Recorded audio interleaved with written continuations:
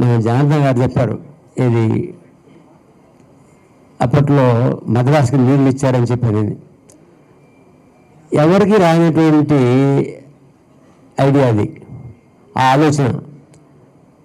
నిజంగా చెప్పాలంటే ఈరోజు పరిస్థితి ఏంటంటే తెలుగు గంగ ప్రాజెక్ట్ అనేది దానిని పేరు పెట్టి ఇక్కడి నుంచి కాలువ తవ్వి అక్కడ దాకా చెన్నై దాకా తీసుకుపోయారు. అప్పుడు మాట్లాడుకుని 15 టీఎంసీ నీళ్ళు వాళ్ళకి అక్కడ సిటీ అవసరాల కొరకు 15 టీఎంసీ నీళ్ళు కావాలంటే దాని కొరకు 9 కాలువ. ఈరోజు అది ఎంత ఉపయోగమైందంటే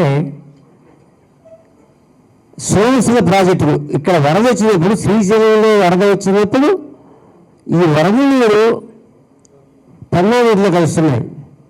పెన్నా నది నుంచి కండలే రిజర్వాయర్లు వస్తున్నాయి. కండల రిజర్వాయర్ నుంచి మళ్ళీ చెన్నై పోతున్నాయి. దగ్గర దగ్గర ఈ సంవత్సరం 78 టీఎంసీ నీళ్లు దాని సంవత్సర డ్యాంలో దాని సామర్థ్యం అయితే దగ్గర దగ్గర 60 టీఎంసీ నీళ్లు ఈ కాలువ గుండా ఇక్కడ జరిగిన వర్షాల ద్వారా అక్టోబర్ నెలకి ఇక్కడి నుంచి పోవడం జరిగింది. ముఖ్యంగా అక్కడ వర్షాకాలము అక్టోబర్ నవంబర్ డిసెంబర్ అయితే ఇక్కడ జూన్ జూలై ఆగస్టులో ఇక్కడ ఉంటాయి. అర్లీగా రేంజ్ పడిన వల్ల 60 టీమ్స్ అక్కడ పోతే అక్కడి నుంచి 30 టీమ్స్ నీళ్లు మళ్ళీ కండవ రిజర్వ్ అయిపోయింది అని అటువంటిది ఆలోచన రావడం అనేది ఒక సినీ ఫీల్డ్లో ఉండి నటులుగా ఉండేటువంటి ఈ పరిపాలనా విభాగంలోకి వచ్చినప్పుడు ఈ ఆలోచన రావడం అనేది చాలా గొప్ప. ఇంకోటి చెప్పాలంటే అప్పట్లో మన సిటీలో చాలా ఉండే అల్లర్లు. అంటే 3 నెలలకు ఒక అల్లరి, కర్ఫ్యూ, రకరకాలు చూసాం మేమంతా. ఆ రోజు మనందరం చూసాం.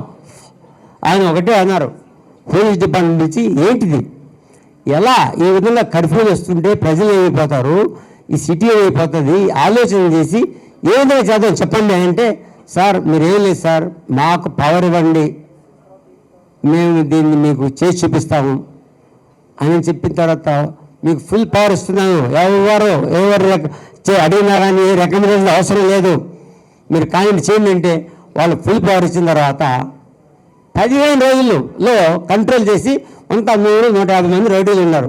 వాళ్ళకి అందరూ వార్నింగ్ ఇచ్చి ఎత్తి ఏమి ఉంటే జైలు పడినవుతాం అని చెప్పింది.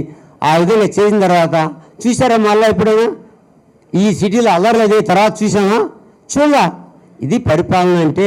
అటువంటి పరిపాలన చేసినటువంటి ఈ యొక్క కార్యక్రమము సజీవ చరిత్ర మన జనార్దన్ రావు గారు తీసుకురావడము, చరిత్ర సృష్టించినటువంటి వ్యక్తికి సజీవ చరిత్ర అనేది తీసుకొచ్చినందుకు చాలా సంతోషిస్తూ